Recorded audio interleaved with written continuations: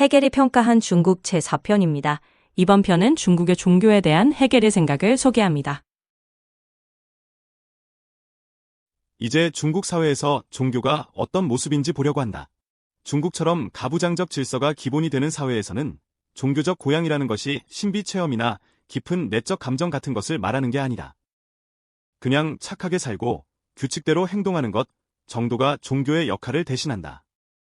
절대적인 존재도 어떤 인격적인 신이라기보다는 항상 지켜야 하는 단순하고 추상적인 규칙이나 그 규칙을 강제로 유지시키는 힘을 뜻한다.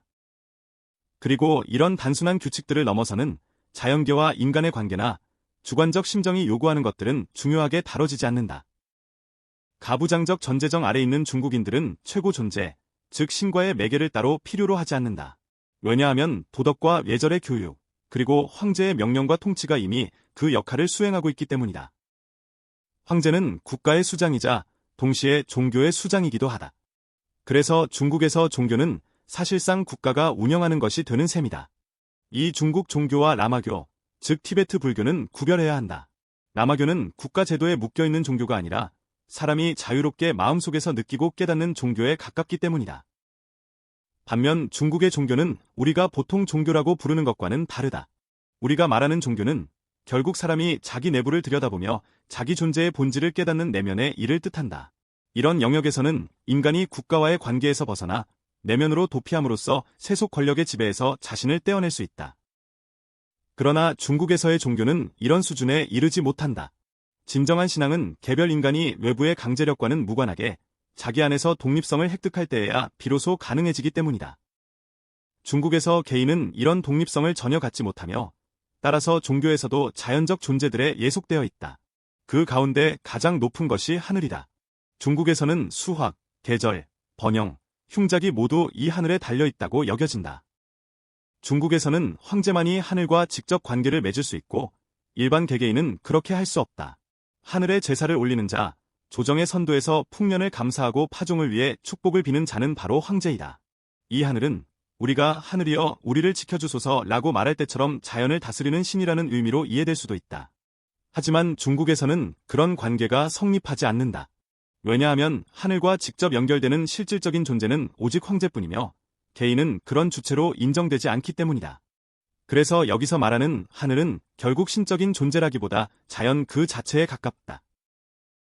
내수의 선교사들은 중국에서 기독교의 하나님을 하늘이라고 불러도 된다고 양보했다. 그런데 이것을 다른 가톨릭 수도회들이 문제 삼아 교황에게 고발했다. 교황은 이를 조사하려고 한 주교를 보냈고 그 주교는 하늘 대신 천주라고 부르도록 명했다. 하늘과의 관계는 또한 다음과 같은 식으로 이해된다. 백성과 황제가 바르게 행동하면 축복이 내리고 그들이 죄를 범하면 재난과 온갖 불행이 닥친다는 것이다. 이런 의미에서 중국 종교에는 여전히 일종의 주술적 요소가 남아있다. 인간의 행실이 절대적인 결정 요인으로 여겨지기 때문이다. 황제가 바르게 행동하면 나라가 잘 될 수밖에 없고 하늘도 반드시 좋은 일을 일으켜야 한다고 믿는 식이다. 이처럼 행동과 결과 사이에 경험적, 과학적 인과성이 없어도 서로 연결되어 있다고 믿고 있으니 이는 주술이다. 인간의 행동이 자연의 법칙, 사회 구조, 경제, 정치적 과정과는 무관하게 곧바로 우주의 질서에 영향을 미친다고 보고 있는 것이다. 이 종교의 또 다른 측면은 황제는 하늘과 직접 연결되는 데 비해 백성 개개인과 각 지역의 신령들은 하늘이 아닌 황제와 연결된다고 보는 점이다. 즉 국가 전체의 운명은 하늘이 결정하지만 백성 개개인과 각 지방의 운명은 황제가 결정한다는 것이다. 중국에서는 각 지역마다 신령이 있다고 보는데 이 신령들은 모두 황제의 지배 아래에 있다고 여겨진다. 황제는 하늘이라는 보편적 힘만을 섬기고 자연세계의 개별 신령들은 황제가 세운 질서에 따른다고 생각한다. 그래서 황제는 하늘에 대해서도 일종의 입법자처럼 여겨진다. 즉 세부적인 질서는 하늘이 아닌 황제가 정한다는 의미다. 각 신령은 조각상으로 형상화되어 있는데 이 조각상들은 흉측한 우상일 뿐 예술 작품이라고는 할 수 없다. 왜냐하면 그 안에 영적인 것이 전혀 표현되어 있지 않기 때문이다.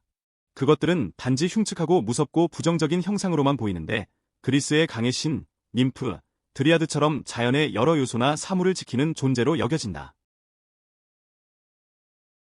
모든 신령은 황제의 통솔 아래 있으며 매년 발행되는 제국의 주소록에는 관료 명단과 함께 각 산, 강, 하천을 맡은 신령들의 명단도 함께 실린다. 재난이 일어나면 해당 신령은 관리처럼 파면된다.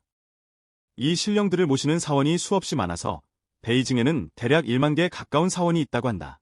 그곳에는 많은 종교인들과 수도원이 속해 있는데 이들은 결혼하지 않고 살며 중국인들은 일이 생기면 이들에게 조언을 구한다. 종교인들은 점을 치고 주문을 외우는데 이는 중국인들이 끝없는 미신에 빠져 있기 때문이다. 이런 미신은 바로 내면의 자립성 결여에 기반하며 정신의 자율성과는 정반대되는 것을 전제로 한다. 무슨 일을 하든 예를 들어 집터를 정하거나 묘자리를 고르는 일에도 반드시 점쟁이를 찾는다.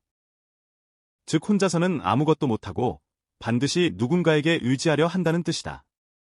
역경에는 어떤 선들이 제시되어 있는데 그것들은 기본 형태와 기본 범주를 나타낸다고 여겨지며 그래서 이 책은 운명의 책이라고도 불린다.